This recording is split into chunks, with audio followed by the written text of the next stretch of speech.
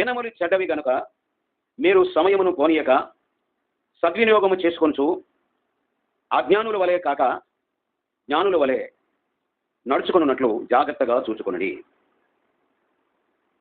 అజ్ఞానులు అంటే ఎవరంటే దేవుని భయం లేనటువంటి వాళ్ళు. దేవుణ్ణి ఎరిగి ఉండి కూడా దేవుని భయం లేకుండా జీవించే వారిని అజ్ఞానులు అంటారు. దేవుణ్ణి ఎరిగి ఉండి ఆయన వాక్య ప్రకారం జీవిస్తూ ఆయన యందు భయభక్తులతో కూడినటువంటి జీవితాన్ని కొనసాగించే వారిని జ్ఞానులు అంటారు. కాబట్టి అజ్ఞానుల వలె ఉండొద్దు అంటే దేవుని భయం లేకుండా ఇష్టం వచ్చినట్లుగా జీవించొద్దు అని హెచ్చరిక చేస్తూ మొదటిగా దినములు చెడ్డవి అని దైవజనుడు ప్రస్తావిస్తూ ఉన్నాడు. అదేంటి, అన్ని రోజులు మంచిగానే కదా మనం అనుకుంటాం. ఉపయోగించుకుంటే మంచివే. ఏ రోజునైనా సరే దేవుడిచ్చిన రోజును సమయాన్ని మనం ఉపయోగించుకుంటే అది ఏ రోజైనా సరే మనకు మేలుకరంగానే ఉంటుంది. ఇక్కడ దినములు చెడ్డవి అని దేని గురించి ప్రస్తావించారంటే ఏమండి, ప్రస్తుతం కూడా ఈ దినములు చెడ్డవి అనేటువంటి మాట ప్రస్తుతం మనం చూస్తున్న మనం జీవిస్తున్న కాలానికి ఎంతైనా సరిపోయిందిగా కనిపిస్తుంది. ఎందుకంటే పాపం చాలా సాధారణంగా కనిపిస్తున్నటువంటి కాలం ఇది. అందుకే ఈ కాలం చెడ్డ కాలం. ఏమండి, పాపం చేసే వ్యక్తి దేవుని ఎరిగి కూడా విచ్చలవిడితనంగా జీవించేటువంటి వ్యక్తి సిగ్గుపడట్ల ఈ రోజుల్లో అతిశయపడుతున్నాడు.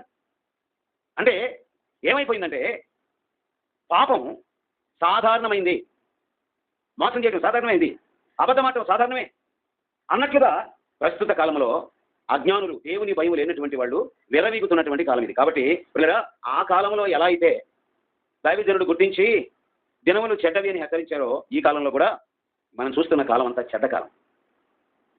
పాపం సాధారణంగా కనిపిస్తున్నటువంటి కాలం. ఇంకేంటి, నిజమేమో అబద్ధంగా, అబద్ధమేమో నిజముగా చలామణి అవుతున్నటువంటి కాలం ఇది. ఏమండి, ఒరిజినల్కి ఉన్నటువంటి వాల్యూ గుర్తించకపోగా అంతా డూప్లికేట్ని నిజమని అనుకుని దాన్ని హత్తుకునేటువంటి కాలం ఇది. డూప్లికేట్ ఏమైపోతే ఒక రోజున తేలిపోతే, ఒక రోజున తన సహజమైనటువంటి అబద్ధపు గుణాన్ని బయటపెట్టి ఎందుకు పనికి రాకుండా పోదు. పిల్లగా, ఈ కాలం చెడ్డది.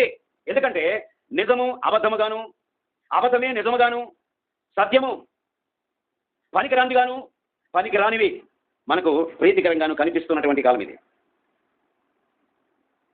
కాబట్టి ఈ దినములు చెడ్డవి. ఇంకేంటంట, ఈ దినములు చెడ్డవని ఎలా చెప్పొచ్చు అంటే మేలుకరమైన వాటి మీద ఆసక్తి లేకుండా చేస్తున్నటువంటి కాలం. ఏంటి మేలుకరం అంటే, ఇప్పుడు మీరు గమనించండి, ఈ కాలంలో దేవుని విషయాల మీద శ్రద్ధ తగ్గిపోతున్నటువంటి కాలం, ఆసక్తి తగ్గిపోతున్న కాలం ఇది. భక్తి అంటే ఏమనుకుంటున్నారంటే ఏదో వీలు కుదిరినప్పుడు ప్రార్థనకి వెళ్ళి ఒక పాట పాడి తన మనసులో ఉన్నటువంటి బలహీనతల విషయమే అసలు ఆలోచించకుండా ఏదో అనుకూలమైనటువంటి 4 మాటలు విని ₹1 కానికేసి చేస్తే భక్తి అనుకుంటున్నారు. అది పిల్లగా ఏం జరుగుతుందంటే ప్రస్తుత కాలంలో మన జీవితానికి మేలుకరమైనవి, ముఖ్యంగా దేవుని పట్ల ఆసక్తి, దేవుని విషయాల మీద శ్రద్ధ, వాటి మీద గురి తగ్గిపోతున్నటువంటి కాలం ఇది. ఏమండి, అనవసరమైనటువంటి వాటికి ఎక్కువ ప్రాధాన్యత ఇస్తున్నటువంటి కాలం ఇది. ప్రియమైన దేవుని బిడ్డలారా గమనించండి, ఒకవేళ నీ జీవితంలో కూడా మంచిని చెడు అనుకుని, చెడుని మంచి అనుకుని జీవిస్తూ ఉంటే, అలాంటి మనసును కలిగి ఉంటే నీవు చెడు కాలంలో చిక్కుకున్నావు. రోజులు మంచియే, కానీ నువ్వు ఎదుర్కొంటున్న కాలం ఉందే, అదే నీ జీవితాన్ని గలిబిలి చేసి నిన్ను పాడు చేయడానికి ప్రయత్నిస్తుంది. అలాగే తప్పు చేసి పాపం చేసి అదే ఇది పెద్ద విషయమే ఉంది అని దులుపుకెళ్ళిపోతున్నటువంటి స్వభావం నీలో ఉన్నట్లయితే చెడ్డ దినాలు నీ జీవితంలో ప్రారంభమైంది నువ్వే కోరుకున్నావు. దేవుని మీద ఆసక్తి కోల్పోయి పనికిరానటువంటి వాటి మీద ఆసక్తి పెరిగినటువంటి స్థితి మన జీవితాన్ని నిలబడి చేస్తే ఇది చెడ్డకాలం. ఆ చెడు కాలం మన జీవితంలో ప్రవేశించిందని మనం గుర్తిరగాలి. కాబట్టి దేవుడు ప్రతిరోజు మంచిగానే చేశాడు. ఆ రోజు ఎప్పుడు మనకి చెడుగా అనిపిస్తుందంటే నీకు పాపం సాధారణమైందిగా అనిపించిన, మంచిని చెడుగాను, చెడుని మంచిగాను అనుకునేటువంటి చీకటి తత్వం నీలో చెలవేగిన,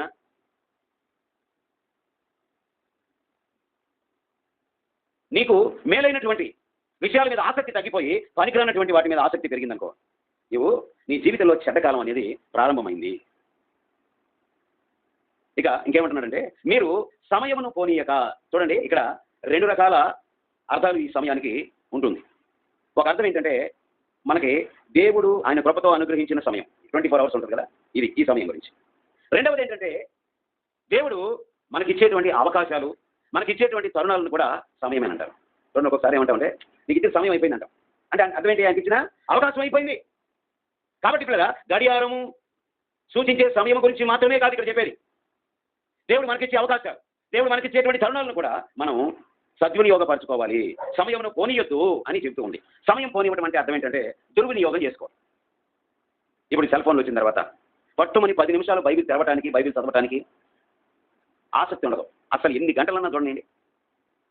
వాళ్ళు కూడా సెల్ ఫోన్ కంపెనీ వాళ్ళు ఏమంటే ఫస్ట్లో 4000 mAh బ్యాటరీ ఉంటే గొప్ప అనుకునేవాడు. ఇప్పుడు ఏంటి 10,000 దాటిపోతుంది. కారణం ఏంటంటే వీళ్ళు పదార్థ ఛార్జింగ్ ఏం పెట్టుకుంటారులే. ఇప్పుడు 10,000 పవర్ ఉన్నటువంటి బ్యాటరీ పేలిందానికి ఎట్లుంటుంది? జేబులు కన్నాలు పట్టడం, ఏదో కొంచెం కలవటం ఉండదు. ఈ డామేజ్ అవటమే. ఒక పేలితే చిన్న బాంబు పేలినట్టు ఉండదు.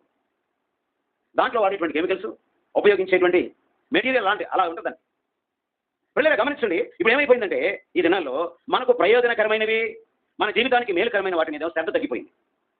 ఏమండి, ఇక్కడ కూర్చున్న మనం ఈ వాక్యం వింటున్న అనేకులు ఒకసారి ప్రశ్నించుకుంటే మనం రోజు ప్రార్థన చేస్తున్నాం. దేవుడు మనకి ప్రార్థన చేసుకుని మీ జీవితాలని పరిశుద్ధపరచుకోండి, మీరు ఒక నమ్మకస్తులుగా మారండి, మిమ్మల్ని మీరు దిట్టపరచుకోండి అని దేవుడు మనకు అవకాశం ఇస్తున్నాడు. ప్రార్థన చేసుకుంటేనే మనం ఆత్మీయ జీవితాన్ని స్థిరపరచుకోగలం. అటు ఇటు కదలకుండా ఉండేటువంటి జీవితం వస్తుంది. పిల్లలు చూడండి, కొందరి మనసు ఎట్లా ఉంటుందంటే స్థిరంగా ఉండదు. వాళ్ళ ఆలోచనలు పరిపరి విధాలుగా ఉంటాయి. లోకస్తులు చూసినప్పుడు అబ్బా అట్లుంటే బాగుంటుంది అనుకుంటారు, ఆత్మీయం చూసినప్పుడు ఇట్లుంటే బాగుంటుంది అనుకుంటారు. అటు ఇటు కానీ ఉంటారు. వాళ్ళని చూశారనుకో నేను కూడా ఇట్లుంటే బాగుండు, ఏదో ఆదివారం నాడు మాత్రమే బతిరామ వేసి మిగతా రోజులు నా ఇష్టం వచ్చినట్టు నేను జీవించేటువంటి ఈ వ్యక్తి వల్ల ఉంటే బాగుండని అనుకుంటారు. అంటే ఈ వ్యక్తికి ఒక స్థిరమైనటువంటి ఆలోచన ఉండదు. కారణం ఏంటంటే ఇతను తనకు ప్రయోజనకరమైన వాటి విషయమందు ఆసక్తి లేక, ఏమండి, ప్రయోజనకరం కానటువంటి వాటి మీద ఆసక్తి కలిగి ఉన్నాడు. ఏమండి, ఒకప్పుడు అపవాది టీవీలకు బానిస చేసింది. అది అయిపోయిన తర్వాత 3వ 4వ ఛానల్స్ వస్తుంటే వీళ్ళు మాట్లాడలేదని చెప్పి ఒకసారి 250 300 ఛానల్స్ తీసుకొచ్చింది డిష్లు పెట్టి. ఏమండి, పొద్దున్న లేచిన దగ్గర నుంచి ఈ ఛానల్కి న్యాయం చేయకపోతే బాగోదని ఇది తిప్పి అది చూసి ఈ చూసి సమయం అంతా పోగొట్టుకున్నాడు మనుషుడు. ఇప్పుడు ఏం చేసిన అపవాది ఏంటంటే బజారు కూరగాయలకు వెళ్ళినప్పుడు సమయం ఒకవేళ ఉపయోగించుకుంటాడేమో, ఆ సమయాన్ని కూడా నేను దొంగిలించేయాలని. ఏమండి, బజారు కూరగాయలకు వెళ్ళేటప్పుడు, అన్నం తినేటప్పుడు, బండి తోలేటప్పుడు, ఏమండి, ఇంకా వీలైతే ఈ మధ్యకాలంలో కొంతమంది కనపడతారు ఆ బండి ఆ ముందు పెట్టుకుని ఆ ట్యాంక్ మీద ఆ ఫోన్ పెట్టుకుని ఓపెన్ చేసుకుంటే పోతున్నారు. అంటే గమనించండి, పనికిరానటువంటి వాటి మీద ఆసక్తి, వారి జీవితంలో ప్రయోజనకరం కానటువంటి వాటి మీద ఆసక్తి పెరిగిపోయింది ప్రజలకి. మీరు సమయాన్ని పోనివ్వద్దు. మొట్టమొదట దేవుడు మనకు ప్రేమించి ఇచ్చేటువంటి 24 గంటల సమయాన్ని, ఒక రోజులో 24 గంటల సమయాన్ని మనం జాగ్రత్తగా సద్వినియోగం చేసుకోవాలి. ఎట్లా? దాంట్లో ప్రార్థనకి ఇవ్వాల్సిన సమయాన్ని ప్రార్థనకి ఇవ్వాలి, వాక్యం చదవడానికి ఇవ్వాల్సిన సమయాన్ని వాక్యం చదవడానికి ఇవ్వాలి, దేవుని గురించి మాట్లాడుకునేటువంటి, ఏమండి, ఇప్పుడు 2 కలిస్తే ఏం జరుగుతుంది? ఎవడు ఫోన్తో వాడు బిజీ అయిపోతున్నాడు. అంతకుముందు చక్కగా కూర్చుని ఆత్మ సంబంధంగా మాట్లాడుకునేవాళ్ళు. లేదు, అది పోయింది. ఇప్పుడు మనం యూట్యూబ్లో చూస్తూ ఉంటాం కొంతమంది సేవకులు సైతము, ఏమండి, ఎక్కడి నుంచో దూర ప్రాంతం నుంచి ఒక సేవకుడిని తీసుకొస్తారు. ప్రయాసపడి ఆ సేవకుడు ప్రార్థనాపూర్వకంగా వాక్యాన్ని అందిస్తూ ఉంటే ఇలా వాక్యం వినరు, ఆ ఫోన్లో చూసుకుంటుంటారు. దేవుని భయం కోల్పోయిన వాడు ఇలాంటి పనులు చేస్తాడు. ఇప్పుడు వాక్యం ఏమని సెలవిస్తుందంటే, సమయము అంటే దేవుడు మనకు ప్రేమించి ఇచ్చినటువంటి మన ఆయుష్ను పొడిగించి ఒక రోజు మనకి ఇచ్చాడంటే 24 గంటల సమయం ఇచ్చినట్లు లెక్క. ఈ సమయాన్ని మనం జాగ్రత్తగా సద్వినియోగపరచుకోవాలి, వేస్ట్ చేసుకోకూడదు. ఏమండి, చూడండి, కనీసం నీవు మోకరించి దేవుని పాద సన్నిధిలో ప్రార్థన చేయడానికి కుదరలా, ఏదో అర్చిండి పని మీద ఒక ఊరు వెళ్ళాల్సి వచ్చింది. ఏమండి, స్తుతించడానికి ఏముంది? మన మనసు దేవుని మీద లగ్నం చేసి ప్రభా స్తుతులు అని చక్కగా స్తుతులు దేవునికి చెల్లిస్తూ వెళ్ళిపోవచ్చు. లేదా స్త్రీలు ఆ రోజే విస్తారమైన పని వచ్చింది, స్తుతించండి. అప్పుడు సమయాన్ని మీరు పోనీయకుండా సద్వినియోగపరచుకున్నట్లెక్క.